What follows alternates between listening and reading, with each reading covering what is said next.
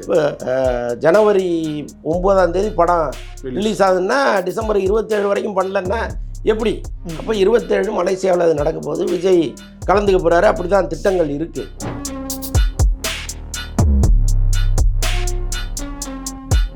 அப்போ இந்த ரஜினி கமல் படங்கிறது இங்கே ஒரு பெரிய எதிர்பார்ப்பை கிரியேட் பண்ணும் கட்டாயமாக. அப்படி இருக்கும்போது இவரால் வந்து அது அவ்வளோ நல்ல படமாக கொடுத்துட முடியுமா? இவ்வளவு கேள்விகள் அவருக்குள்ளே இருந்து தான் அவராக வாலண்டரியாக வந்து ப்ரெஸ்ஸில் பேசுகிறாரு.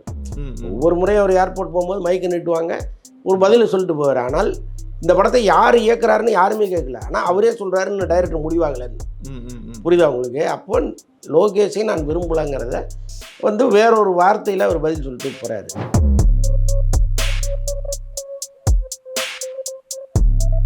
ரஜினிக்கு வந்து சினிமாவில் தொடர்ந்து இயங்குவது தான் அவருடைய ரத்த நாளமே இதுதான்.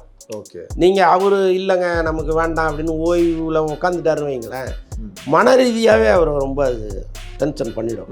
பட் இருந்தாலும் அவருக்குன்னு ஒரு ஏஜ் இருக்குது, அவர் பேர பிள்ளைகள் இருக்காங்க, அவங்களோட ஸ்பெண்ட் பண்ணணுங்கிற ஆசை இருக்கும். ஸோ இதெல்லாம் ஒரு பக்கம் இருக்காது. இப்போதைக்கு அவர் எடுத்த முடிவாக சொல்கிறாங்க. இது எல்லாமே வந்து அவர் நம்மகிட்ட உட்காந்தா பேசினார்.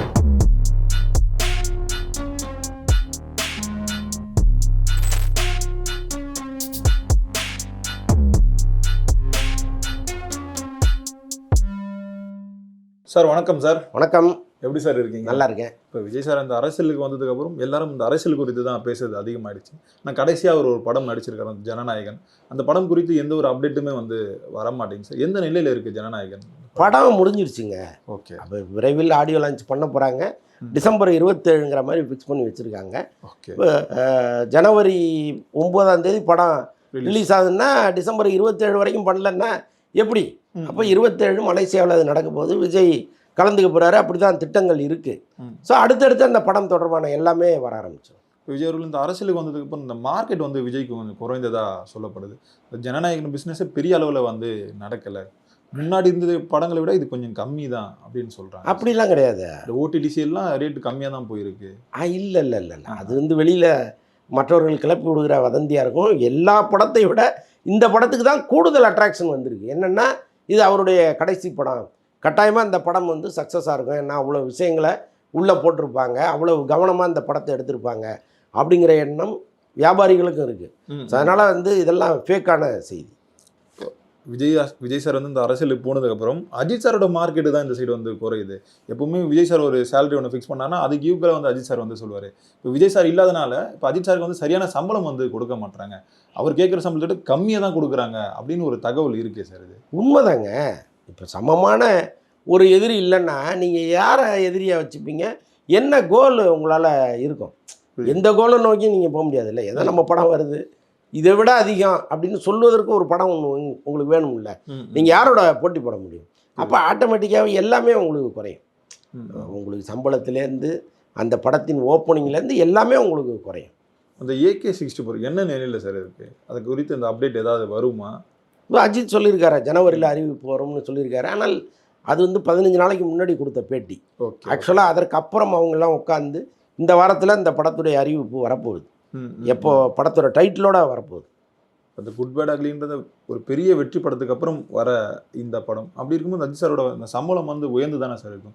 ஏன் குறையுது? அதுக்கு என்ன காரணம்? இல்லை, குட் பேட் அக்லி வந்து தமிழகத்தை பொறுத்தளவுக்கு நல்லா போச்சே தவிர மற்ற மாநிலங்களில் ரொம்ப போரான கலெக்ஷன் தான். அது வந்து ஓடிடிலாம் கூட பெருசாக இல்லை. இப்போ மைத்ரி மூவி மேக்கர்ஸே அடுத்து ஏன் அஜித்தை வச்சு படம் பண்ணல? இங்கே என்ன நிலைமைன்னா ஒரு படம் சக்ஸஸ்னால் திருப்பி அதே காம்பினேஷனை ரிப்பீட் பண்ணுறது தான் இங்கே வழக்கம். புரியுது. இன்னும் கொஞ்சம் அதிகமாக சம்பளம் கொடுத்து கமிட் பண்ணுவாங்க. ஏன் வந்து மைத்ரி மூவி மேக்கர்ஸ் 100 கோடி வாங்கிங்க சார், போன படத்துலேயே எனக்கு லாஸ்ன்னு ஏன் போய் பேசுகிறாங்க? படம் லாஸ் அவங்களுக்கு. அவங்க கிட்டத்தட்ட ஒரு 30 கோடிக்கு மேலே லாஸ்ன்னு சொல்கிறாங்க. ஸோ இதுதான் வந்து அவங்க திரும்ப அவரை வச்சு ரிப்பீட் பண்ணாததுக்கு காரணம். ஸோ அப்படி இருக்கும்போது இந்த படத்தில் வந்து அவர் ஒரு சம்பளம் நிர்ணயித்து அந்த சம்பளத்தை குறைக்கணும்னு சொல்லி ஒரு வழியாக 183க்கு வந்திருக்காங்க. ஆக்சுவலாக 185 அவர் கேட்டதாகவும் ஒரு 183க்கு ஃபைனல் பண்ணதாகவும் தகவல்கள் இருக்குது. ராகுல் தான் பண்ணுறாரு. பட் அவர் எந்த அளவுக்கு ரிஸ்க் எடுத்துருக்கிறாருங்கிறத படம் வெளியில் வரும்போது தான் தெரியும். அந்த 2 கோடி குறைக்கிறதுக்கு குறைக்காமலே இருந்திருக்கலாமே சார். இல்லை, வேறொரு சலுகையை கொடுத்துருக்கிறாரு அவர். ஆக்சுவலாக 50% சம்பளத்தை முதல்ல வாங்கிட்டு மீதியை எவரி மந்த்து 5 கோடியாக வாங்குவார் அவர். அதுதான் அவருடைய வழக்கம். ஆனால் இந்த முறை என்ன பண்ணிட்டாரு, இந்த மாதம் 5 கோடி கொடுக்கறது வேண்டாம், நீங்கள் கடைசியாக மொத்தமாக கொடுத்துருங்க அப்படின்னு சொல்லியிருக்கிறாரு. அப்போ இந்த மாதம் 5 கோடி கடன் வாங்கி தானே கொடுக்கணும். அப்போ அதுக்கு ஒரு வட்டிங்கிறது அவங்களுக்கு குறையுது இல்லையா? ஸோ அப்படி தான் அவர் ஒரு சலுகை பண்ணி கொடுத்துருக்காரு. இன்றைய தேதியில் தமிழ் சினிமாவில் அதிகம் எதிர்பார்க்கப்படுற ஒரு படம்னா அது ரஜினி சார் கமல் சார் சேர்ந்து நடிக்கிற அந்த படம் தான். இப்போ அந்த படத்தை வந்து முதல்ல வந்து லோகேஷ் கனகராஜ் தான் இயக்கிறதா இருந்தது. பின்னால் வந்து அது நெல்சனாக மாறுது. முதல்ல இந்த மாற்றத்துக்கான காரணம் என்ன? இதன் மூலயமா லோகேஷ் கனகராஜ் வந்து ஃபீல்ட் அவுட் ஆகிட்டே வராருன்னு சொல்லிட்டு இந்த ஃபேன்ஸ் மத்தியில் பேசும் பொருளாக மாறுது சார். லோகேஷை பொறுத்தளவுக்கு ஒரு கிடைத்த வாய்ப்புகள் எல்லாமே பெருசு. ஓகே, அதை முறையாக அவர் பயன்படுத்தினாரான்னா இல்லை. அதுதான் இங்கே ஒரே வரியில் சொல்ல வேண்டிய பதிலாக இருக்குது. இன்னும் ரஜினி வந்து அதை கவனமாக பார்ப்பார். இப்போ ஒரு டைரக்டர்னா அவருக்கான தனித்துவம் படத்தில் எங்கே இருக்குது அப்படிங்கிறத பார்க்கணும். அது மாதிரி ஏதாவது இந்த படத்தில் இருக்கான்னா ஒன்றுமே இல்லை. ஒரு வழக்கமான கதை, ஒரு வழக்கமான ப்ரெசன்டேஷன், ஒரு வழக்கமான கிளைமேக்ஸு, ஒன்றுமே அதில் புதுசு இல்லை. ஸோ அப்படி இருக்கும்பொழுது இந்த படம் வந்து பெரிய அளவுக்கு போகலை.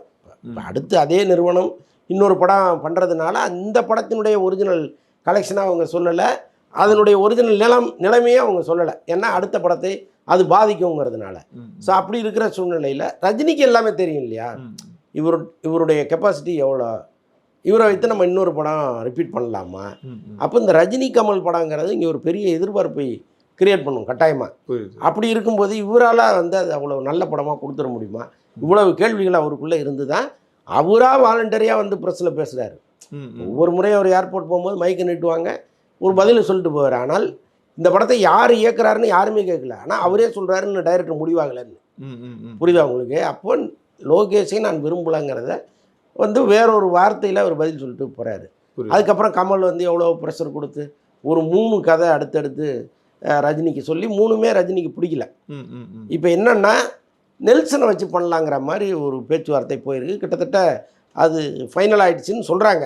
புரியுது. அது வந்து இப்போ ஜெயிலர் 2க்கு பிறகு அனௌன்ஸ் பண்ணுங்கள், இப்போ பண்ணாதீங்க அப்படின்னு நெல்சன் கேட்டுக்கிட்டதுனால வெயிட்டிங்கில் இருக்கிறதா ஒரு தகவல் வருது. இதுதான் இந்த நிலைமை. இதுக்கப்புறம் அது கொஞ்சம் எங்கேயாவது மாற்றம் நிகழலாம், நமக்கு தெரியாது. சினிமாவில் எப்போவுமே அன்னன்னைக்கு என்னங்கிறது தான் நம்ம சொல்ல முடியும்.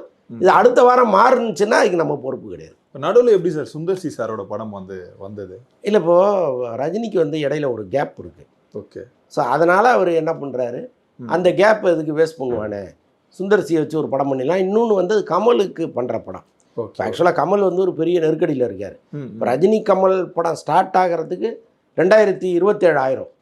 அப்போ இந்த ஒரு வருடத்துக்கான கடன் தொகையை அவர் வந்து வட்டி கட்டணும், இன்னும் பல சிக்கல்கள் இருக்குது. அப்போ அவர் என்ன பண்ணுவார், இம்மிடியட்டாக ஒரு படம் கமலுக்கு பண்ணி கொடுத்துட்டோம்னா அவர் இந்த கடன்லேருந்து வெளியில் வந்துடலாம்ல.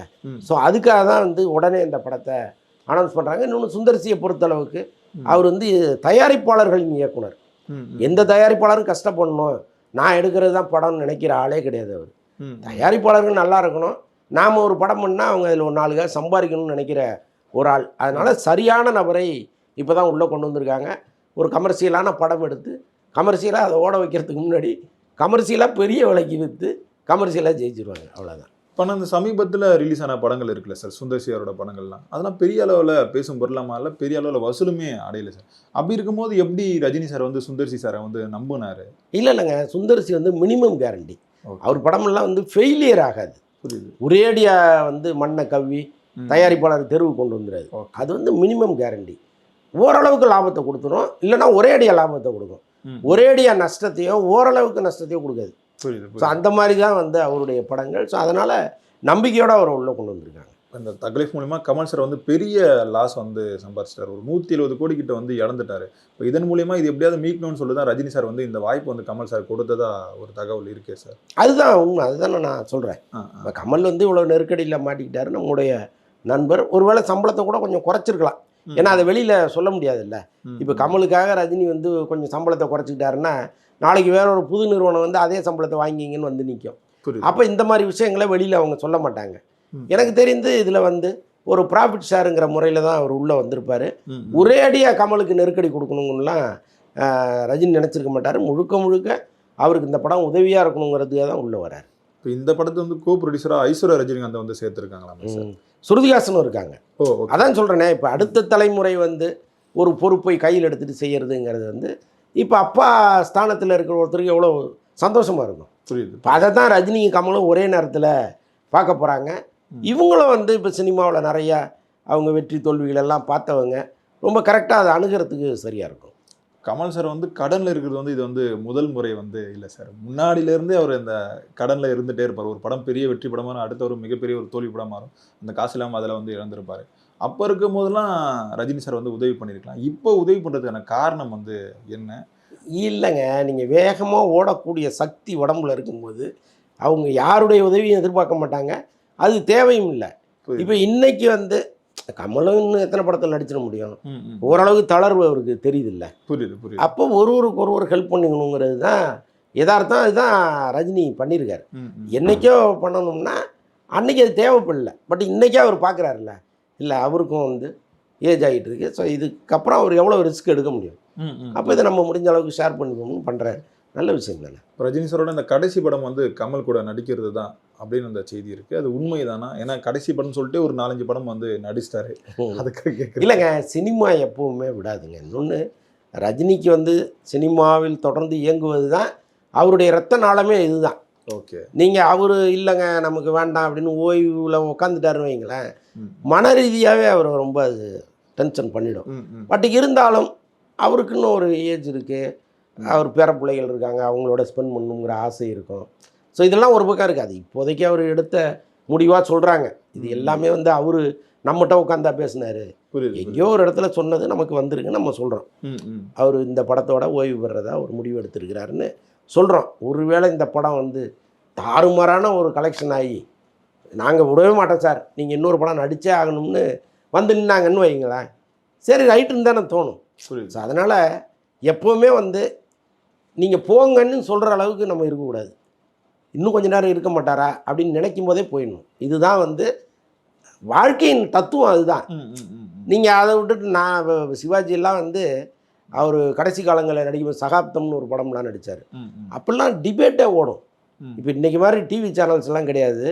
அன்றைக்கி பத்திரிகைகளில் டிபேட் ஓடும். சிவாஜி ரிட்டையர் ஆகணும்னு ஒரு பெரிய டைரக்டர் உட்காந்து பேசுவார். அவருக்கு வயசாகி போச்சு, இன்னும் எதுக்கு நடிச்சிட்டு இருக்காரு, அவர் போக சொல்லுங்கன்னு ஒருத்தர் பேசுவார். ஏன் அவருக்கு ரிட்டையர் ஆகணும், அவர் நடிக்கட்டுமேயான்னு இன்னொருத்தர் பேசுவார். இந்த டிபேட் வரும். சிவாஜியின் சகாப்தம் முடிந்து விட்டதான்னு அட்டையில் டைட்டில் வைப்பாங்க. அந்த மாதிரி ஒரு சூழ்நிலை வரணுமா பெரிய நடிகர்களுக்கு? அவசியம் இல்லையாங்கிறேன். இப்போ இந்த படம் வந்து ஒரு மிகப்பெரிய எதிர்பார்ப்பை வந்து ஏற்படுத்தியிருக்கு சார். தமிழ் சினிமாவில் இந்த முதல் 1000 கோடி வசூலை வந்து இந்த படம் பிடிக்குமா சார்? எந்த படமும் தமிழ் சினிமாவில் பிடிக்காது. இல்லை சார், இப்போ கமல் சார் நடிக்கிறார், ரஜினி சார் நடிக்கிறார், நெல்சனை வந்து இயக்குறாரு, அப்படி இருக்கும்போது ஒரு பெரிய ஒரு மார்க்கெட் பில்ட் ஆகுது இல்லை? அதெல்லாம் ஒன்றும் கிடையாதுங்க. இங்கே இவங்க வாங்குகிற சம்பளமே அநியாய சம்பளமாக வாங்கிடுறாங்க. அது யாராக இருக்கட்டும், ரஜினி கமல் மட்டுமல்ல, அஜித் விஜயும் சேர்த்து தான் நான் சொல்கிறேன். இப்போ இவங்க வாங்குகிற சம்பளமே படத்தின் பட்ஜெட்டில் பாதி வாங்கிட்டு போயிடுறாங்க. அப்போ அந்த படத்தில் ஸ்க்ரீனில் நீங்கள் என்ன காமிப்பீங்க? இது எப்படி வந்து 1000 கோடிக்கு அவன் பிரமிப்பான் முதல்ல. இப்போ நாம் பார்க்குறோம், காந்தாரான்னு ஒரு படம் வந்துச்சு, எவ்வளவு செலவு பண்ணியிருக்காங்க படத்தில். ஒரு பாகுபலின்னு ஒரு படம் பார்க்குறோம், எவ்வளவு செலவு பண்ணுறாங்க. ஒரு RRRன்னு ஒரு படம் பார்க்குறோம், KGFன்னு ஒரு படம் பார்க்குறோம், எவ்வளவு செலவு பண்ணுறாங்க. அந்த செலவு இங்கே எங்கேயா படத்தில் தெரியுதா? இப்போ அங்கேயே அவ்வளோ செலவு, இங்கேயே இவ்வளோ குறைவாக பண்ணுறாங்க அப்படின்னா இவங்க வாங்குகிற சம்பளம் தான். அப்போ இதெல்லாம் பண்ணிவிட்டு நீங்கள் முக்கியம் ஒரு படத்தை எடுத்து கொடுத்தீங்கன்னா அது எப்படி 1000 கோடிக்கு ஓடும்? ஸோ அதுக்கெல்லாம் சாத்தியமே கிடையாது. பொறுத்து வந்து பார்ப்போம் சார் என்ன நடக்குதுன்ட்டு. ரொம்ப நன்றிகள் சார், எங்களோட நேரம் முடிந்தது. நன்றி சார்.